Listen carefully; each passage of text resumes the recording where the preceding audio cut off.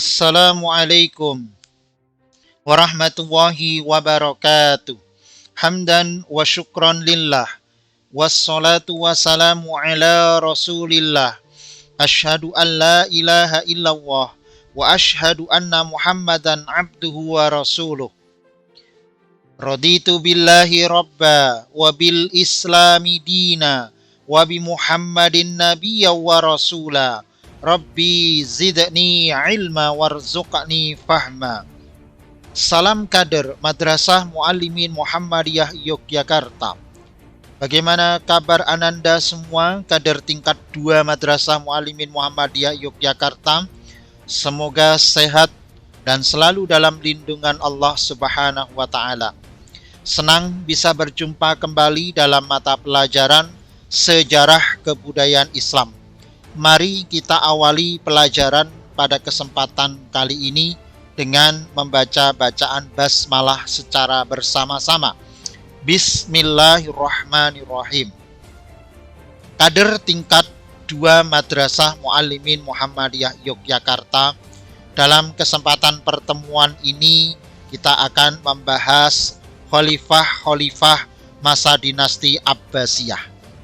Ananda kader tingkat 2 Madrasah Muallimin Muhammadiyah Yogyakarta, sebelum Ustadz menyampaikan materi, alangkah baiknya akan saya sampaikan terlebih dahulu tujuan pembelajaran. Yang pertama, setelah belajar ini Ananda mampu mengidentifikasi para khalifah-khalifah Daulah Abbasiyah.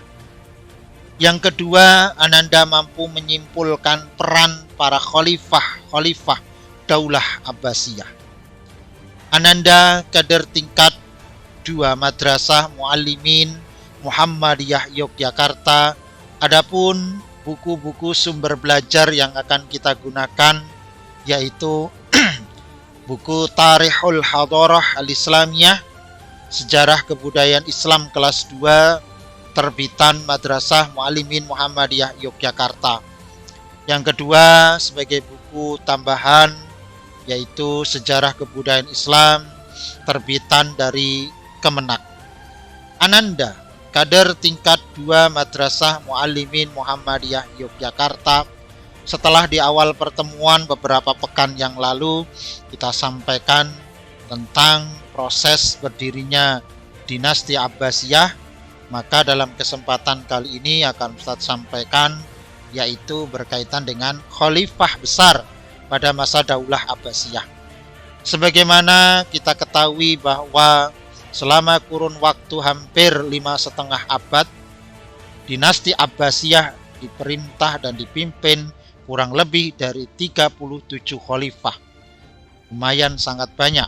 Namun demikian, dalam kesempatan ini tidak semua akan kita sampaikan dan kita bahas. Adapun khalifah pertama yang akan kita sampaikan yaitu Khalifah Abu Ja'far Al-Mansur.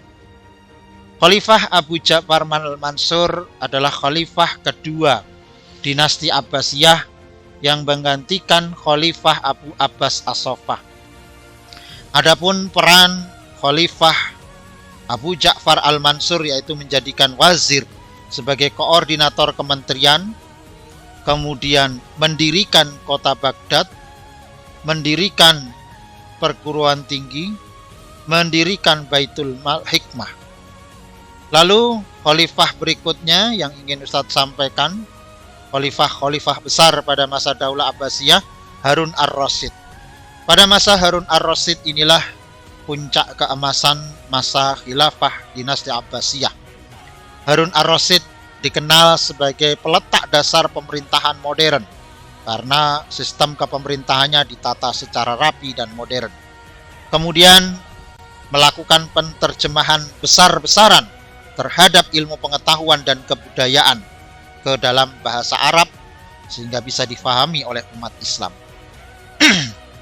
Ananda kader tingkat 2 Madrasah Muallimin Muhammadiyah Yogyakarta.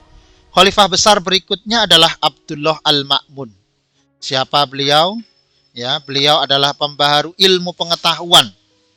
Beliaulah yang juga menjadikan bahasa Arab sebagai bahasa resmi komunikasi ketika itu. Beliau juga yang menciptakan mata koin uang, ya, yang sebagai alat tukar di dalam jual beli. Ananda, kader tingkat 2 Madrasah Muallimin Muhammadiyah Yogyakarta. Silahkan Anda simak terlebih dahulu video pembelajaran berikut ini.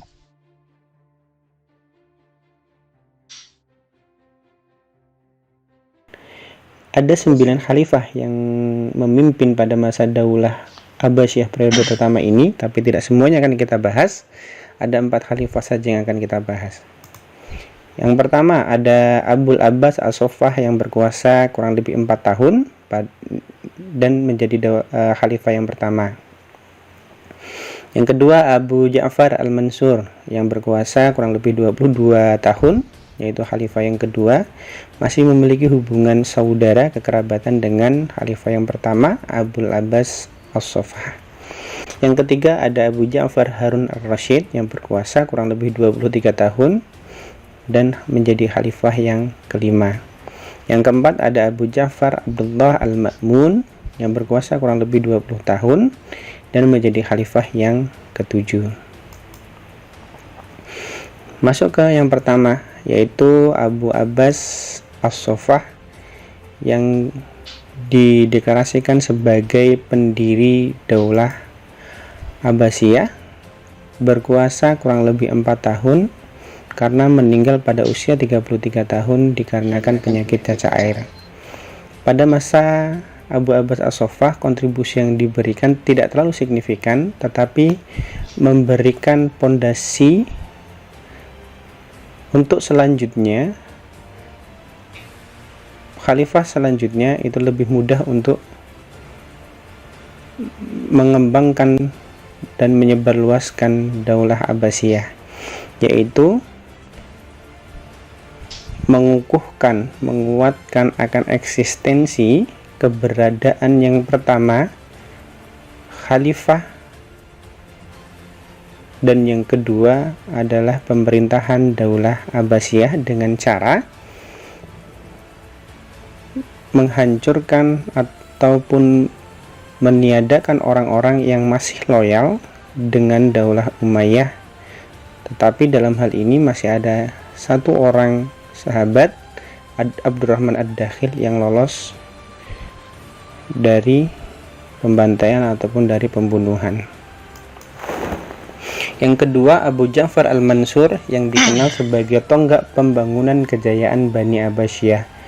Jadi setelah tadi diletakkan akan eksistensi dari Daulah Umayyah, kemudian pada Abu Ja'far Al-Mansur ini pondasinya mulai diberikan, yang kemudian khalifah selanjutnya lebih mudah untuk mengembangkan Daulah Abbasiyah. Berkuasa kurang lebih 22 tahun, meninggal pada usia 63 tahun di Makkah atau di Bihr Maimun. Kontribusi yang diberikan ada di bidang pemerintahan, di bidang ilmu pengetahuan atau pendidikan, dan juga perluasan wilayah. Di bidang pemerintahan itu tidak jauh berbeda dengan Daulah Umayyah, hanya pengembangan dan penyempurnaan. Di antaranya adalah memindahkan pusat pemerintahan dari Damaskus ke Baghdad, ini sebagai langkah awal. Kemudian menata kembali administrasi, kemudian tanggung jawab tugasnya, dan yang baru adalah membuat wazir atau menteri yang mengkoordinator atau mengkoordinasi antar departemen, kemudian membuat protokoler yang lebih terhadap siapa saja yang dapat bertemu dengan khalifah, kemudian membangun kerjasama lintas sektoral, artinya membangun kerjasama antar instansi pemerintahan pada masa Daulah Abbasiyah. Kemudian di bidang ilmu pengetahuan ada penerjemahan buku-buku literasi dari bahasa Yunani, Persia, India ke dalam bahasa Arab.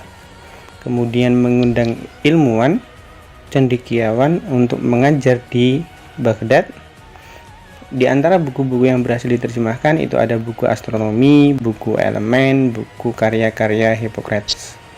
Kemudian perluasan wilayah pada masa Al-Mansuri ini berkeinginan untuk menguasai 3 wilayah penting, yaitu Andalusia, Afrika, Bizantium, di samping tetap menjaga stabilitas di dalam wilayah atau di dalam kota dari potensi-potensi pemberontakan, yaitu dari Abdullah bin Ali, kemudian ada Abu Muslim al-Khurasani dan golongan Syiah. Yang ketiga itu ada Abu Ja'far Harun ar-Rasyid. Pada masa ini Daulah Abbasiyah berkembang pesat, baik dari ilmu pengetahuan ataupun dari kebudayaan, yang kemudian mendapatkan julukan The Golden Age, masa kejayaan atau keemasan Islam. Berkuasa kurang lebih 23 tahun dengan kontribusi yang begitu banyak, tetapi yang terpenting, yang paling menyorot adalah kepemimpinan, kepengurusan ataupun khalifah dengan struktur yang profesional dari khalifah, yaitu khalifah sendiri, kemudian ada al-wizarah, ada al-kitabah dan al-hijabah, kemudian membangun biro dan departemen, kemudian membangun kantor pos di beberapa provinsi, kemudian membangun jalan, irigasi, kemudian menambah rumah sakit, dan bukan hanya Harun ar-Rasyid saja, tetapi istrinya Zubaidah membangun mata air yang jauhnya kurang lebih 10 mil dari tanah haram ke Mekah bagi jamaah haji secara gratis. Kontribusi di bidang pendidikan yang paling menonjol itu ada mendirikan Baitul Hikmah atau perpustakaan, kemudian lembaga kesusastraan, kemudian kita mengenal tokoh ada Abu Nawas dan juga ada Abu Tamam.